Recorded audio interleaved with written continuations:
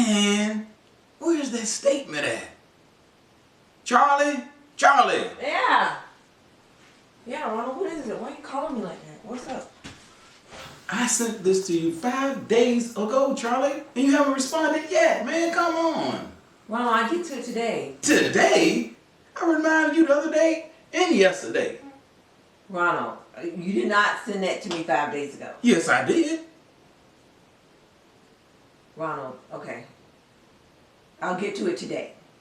All right, I'm Charlie, sorry. I reminded you 5 freaking times, man. I reminded you the first day, the second day, the third day, the fourth day, the fifth day. I'm reminding you right now, Charlie. Okay. Come on, man. Ronald, you might have reminded me a few times. No. I reminded you 5 times, Charlie. 5 times. Okay, fine. I'm sorry. I'll get it done today. When? Before the end of the day, Ronald. When before the end of the day, Charlie? Before 4, okay? I'll get it done. Are you sure? Yeah, I'm sure. You sure you know you're going to forget again? Ronald, I'll get it done. I don't like the way you're talking to me right now. I think you got a memory problem, Charlie. That's what I think. You always forgetting stuff. Maybe you need to be checked out. What do you think? I mean, sometimes I do forget. Sometimes? Sometimes? No, that's all the time. You need to get checked out, Charlie. Something wrong with you. I'll get it done. I'll look into all that and I'll get it done. Something is wrong with you, Charlie. Okay, Ronald. Okay. My memory's not the best as it used to be. It's fine. I'll get it done. Sorry. You need to get it done. Yeah, okay.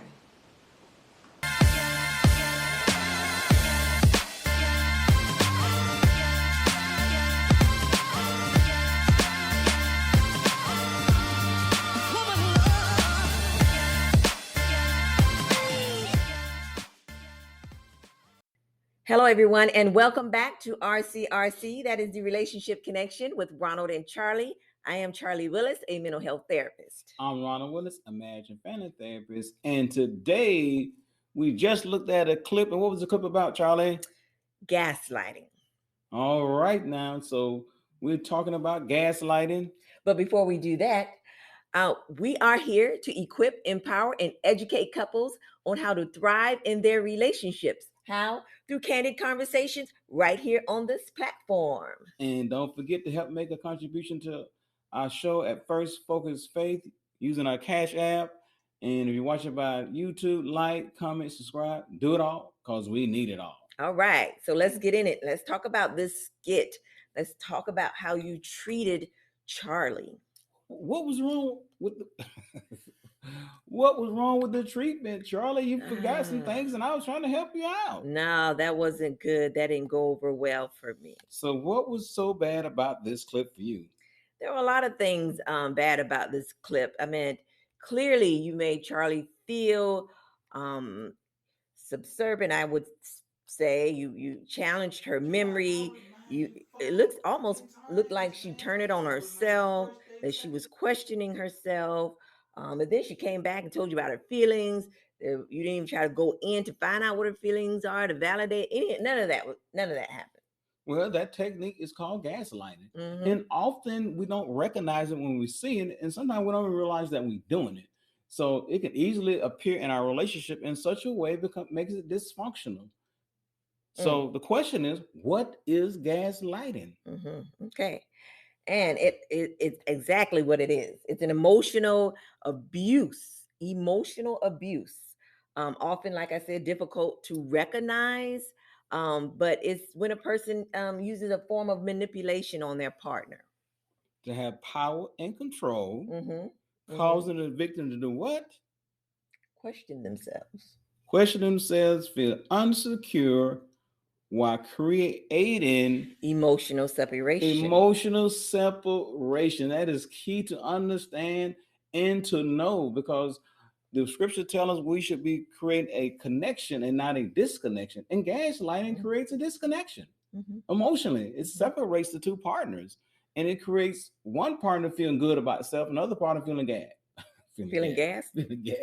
Feeling bad about self. Okay. Yes. when I'm highlighting that your memory is not there and you didn't do what I asked you to do and stuff, right? I'm feeling good. I'm okay. But how are you feeling? I'm not feeling good and okay. So that makes me wonder, why would you feel good making me feel bad? The reason is right is that I am selfish in what I am doing. Mm-hmm. So ultimately, right, what I want is for you give me the statement that I needed and stuff, right? So I'm thinking if I make you feel bad, right, then you would do what I'm asking, and then if you do what I ask, that makes me feel good. I'm feeling good over here. You don't. Overall, that is bad. Overall, that is bad. It's not just bad; it's an abuse, Yeah, it is. emotional It abuse, is. as we said. That's what gaslighting is founded on, right? And oftentimes, is not recognized. See, we can easily recognize physical abuse, Mm-hmm. Right. but we often don't recognize emotional abuse, and emotional abuse is larger than physical abuse. More people get emotional abuse than physical abuse, according to research. And that's where the larger is coming from. That's Right. right. It occurs more than, is that what you're saying? Occurs more than physical abuse. You can be being emotionally abused and not even recognize, not even know. That's what gaslighting is. It's a subtle way, slowly over time, that I manipulate you in such a way to create insecurity from you so I can gain power and control over you and getting you to do what I want you to do without even validating your feelings about it. Mm. Yeah. Hmm. That's a lot. That is a lot. And all the time, the person that is doing it probably don't realize they're abusing their partner because it's making them feel good. And then the victim in this particular situation don't realize that that is being done to them. Mm. And they often fall into this place and where they question who they are. They having low self-esteem, and Yeah. they just caving into whatever you want, as illustrated in the clip.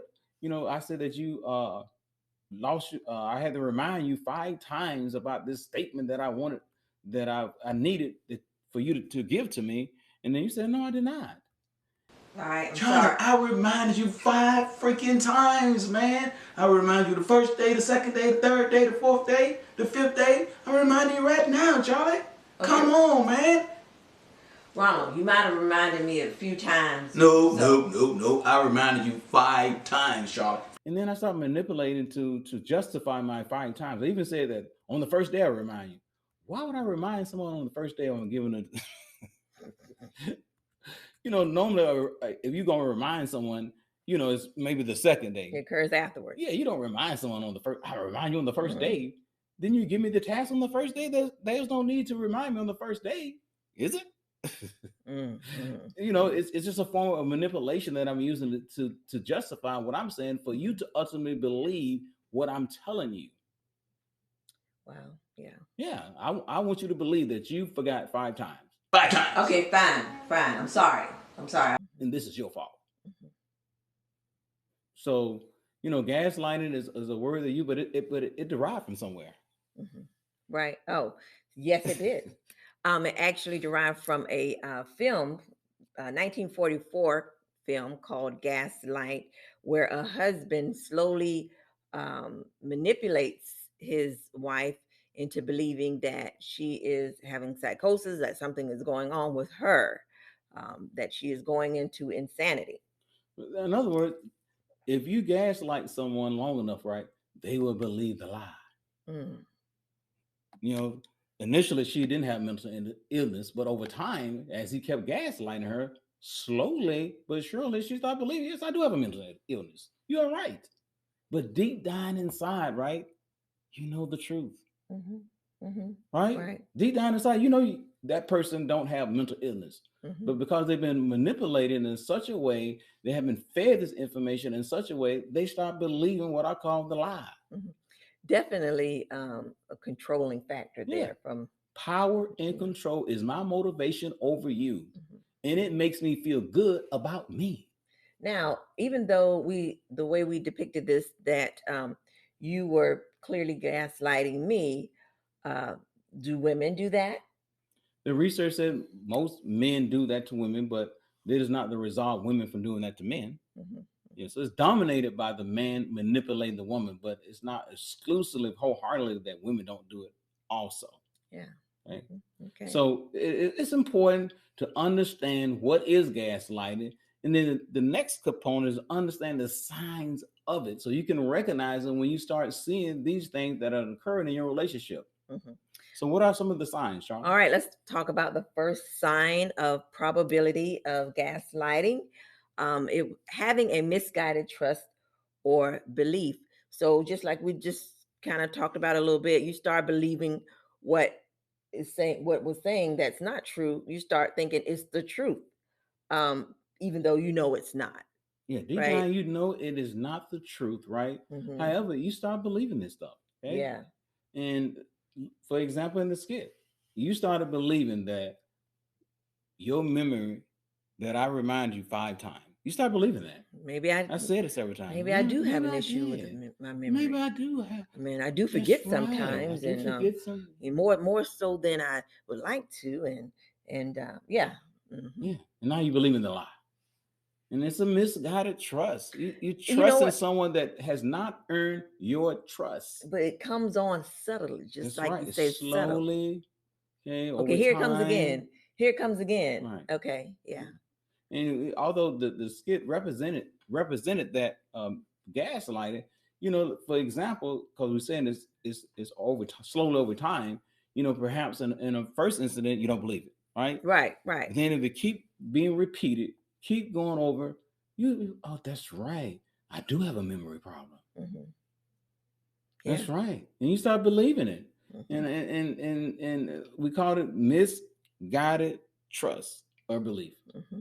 Yeah. Because deep down inside, you know you don't have a memory problem.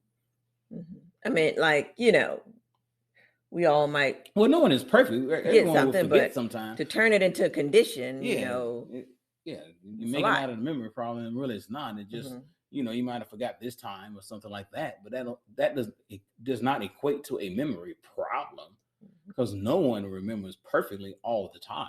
Right.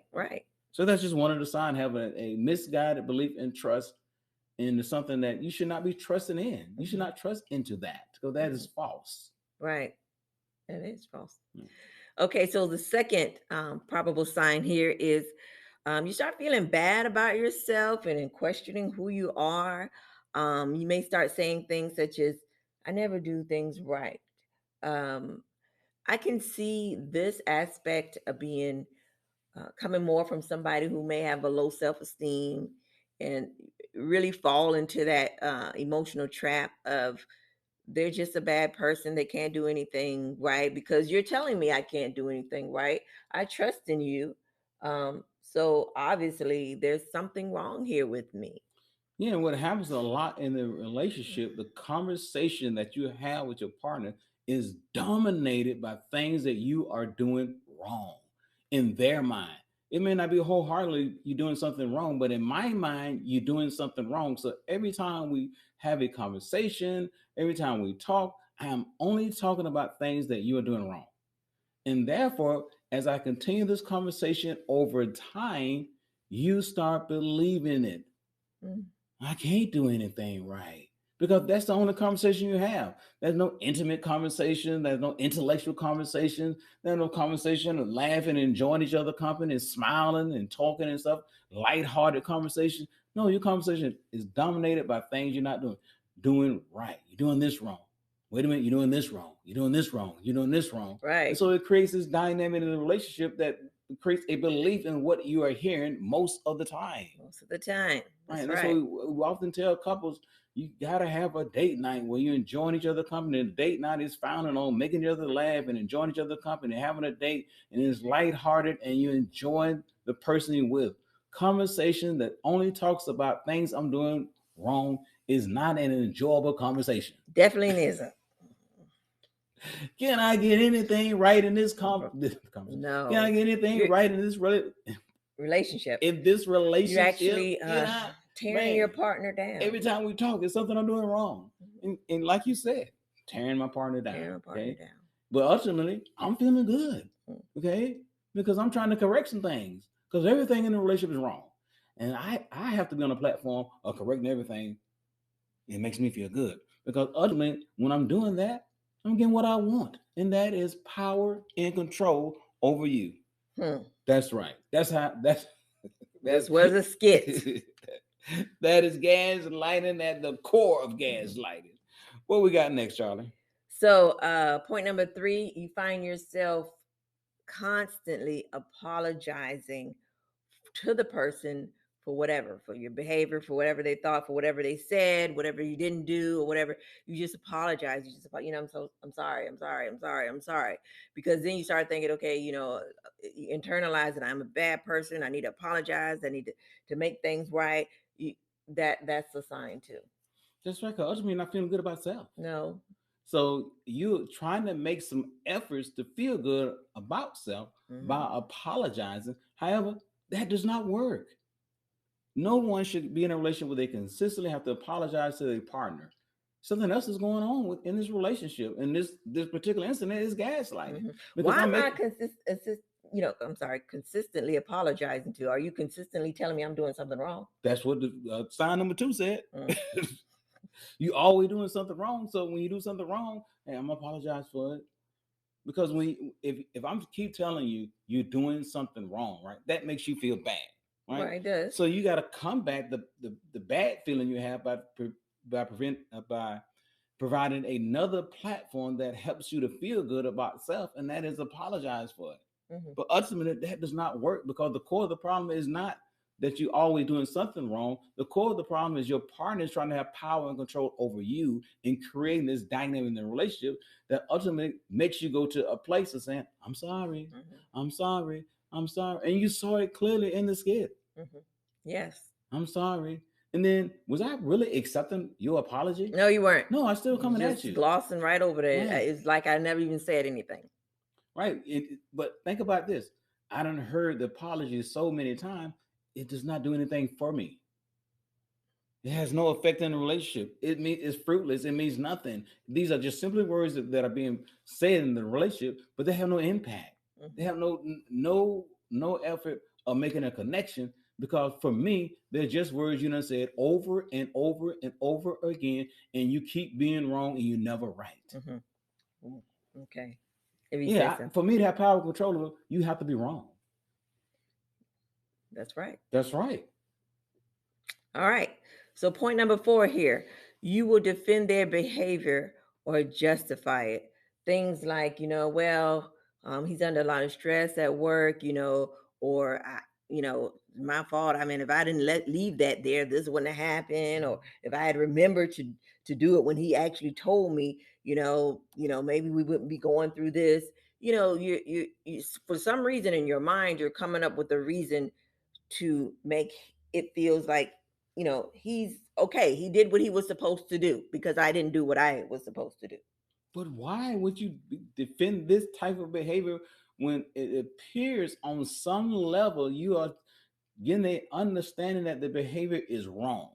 I do think you find yourself trapped in that because of what has been already occurring for so much. You've been going through this for a while. You're starting to believe it's your fault. So I gotta kind of make things look like okay, I understand that he's not a bad person. He's a good man. He's a good man. He's a provider. He work. He's go out and make a decent living. He's financially providing for the home. He's a good person. But is he? Yeah, because I think some of this justification is you do not want to face the real facts about your relationship. Ooh. You probably come to a place where you suspect or you feel that this abuse is going on, right? But you don't want to receive that as factual in your relationship. You try to avoid it. So avoidance means I'm going to defend my spouse behavior versus accepting what I'm really seeing and what I'm really feeling. Because who wants to come to a place that I'm in an emotional abuse relationship? Who wants that? So ultimately, when you first have this kind of thoughts and feelings about your relationship in a negative way, and you do not want that, You can look for some defense mechanisms, justification going on to help you feel better about your relationship. And ultimately, you're not facing the truth. And like I keep saying, gaslighting is all about the victim believing in the lie. So that's another incident where you're believing in the lie. We're not in an emotional abuse relationship. Not us. I got a good man. Am I the problem? That's right. No, you're the victim, Charley. You're not the problem. You're the victim. Sorry. All right. So what's our next one? Number 5, which we talked about because that was the main concept of the skit. You start questioning your own memory of events. Point blank. Again, do I have a memory problem? Maybe that didn't occur the way I thought it occurred. And your partner may sound so convincing that I have to be wrong. Maybe I didn't do that, or maybe you do have a memory problem, Charley. Do you? We'll talk about that later. We'll talk about that later. Yes, whatever it is that I'm doing to you, right? And my effort is to convince you, whether you believe it or not, that it is true, even if I don't believe it. Perhaps in the skit I reminded you twice, but because I'm trying to make a point about you having a memory problem, I tell you, well, I remind you 5 times. Because telling you I remind you 5 times you basically sounds better than 2 times. You just made that more than it was. That's right. That's right. It's a form of a manipulation to ensure that what I'm conveying to you is going to believe it. Okay, and I may overdo it. Well, you overdid it. Yeah.